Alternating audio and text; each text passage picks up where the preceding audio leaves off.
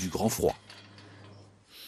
Et dans la filière agroalimentaire, on compte quelques success stories, à l'instar de la vache qui rit, qui est l'un des fromages les plus populaires au monde. 10 millions de portions sont dévorées chaque jour dans 120 pays. Un succès que l'on doit à son créateur jurassien, Léon Bel, fromager, mais surtout un pionnier en matière de marketing. Elle est née là.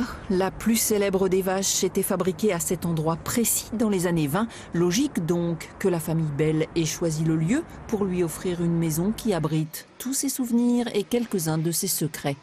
Le rire, à dire Rabelais, est le propre de l'homme. Oh, permettez, professeur. Et la vache qui rit.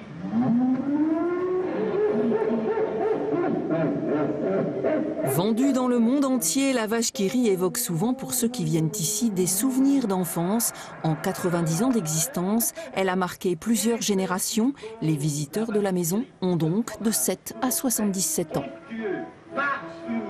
Ils viennent y chercher, je dirais, les secrets de la marque. Ils veulent en savoir plus. Ils veulent savoir comment elle est fabriquée, pourquoi elle rit, pourquoi elle est rouge, pourquoi elle porte des boucles d'oreilles, où est-ce qu'on la trouve, etc. Et ils veulent savoir tous les secrets de cette marque. Ils veulent découvrir les coulisses du succès de cette marque. Tout le monde connaît la vache qui rit, mais on ne sait pas forcément qu'elle est née dans le Jura dans les années 20. On ne sait pas qu'aujourd'hui elle se vend dans plus de 120 pays, etc. Donc tout ça, on essaie de le faire découvrir.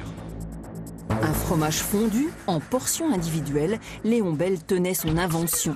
Essentiellement à base de comté et de beurre au départ, la vache qui rit est aujourd'hui fabriquée à base d'emmental, de gouda et de cheddar.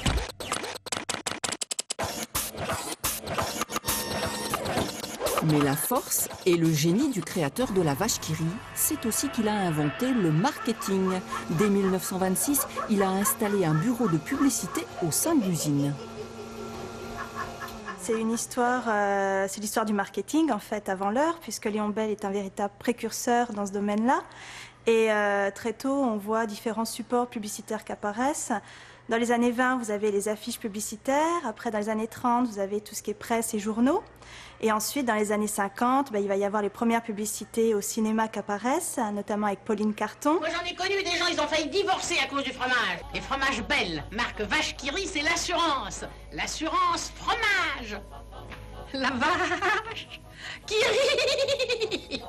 Une réussite jamais démentie depuis, même si les campagnes les plus célèbres n'ont pas forcément fait exploser les ventes. En 2001, on va lancer la publicité Pourquoi la vache qui rit. Et là, apparemment, d'après le marketing, il va y avoir aucun impact sur la vente, mais par contre, sur la notoriété, ça va être un véritable succès. Parce qu'aujourd'hui, on est en 2013 et nos visiteurs à la Maison de la Vache qui rit nous demandent encore pourquoi est-ce qu'elle rit.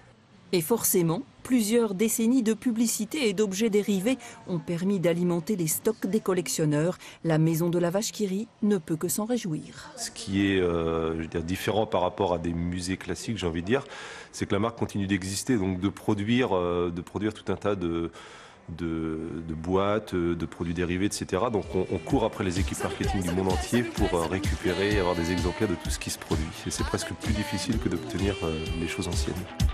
On fait des fromages, ça le fait, ça le fait, ça le fait. C'est vachement réussi, vache qui rit. Du football à présent, Sochaux jouait à Rennes ce soir. Ce sont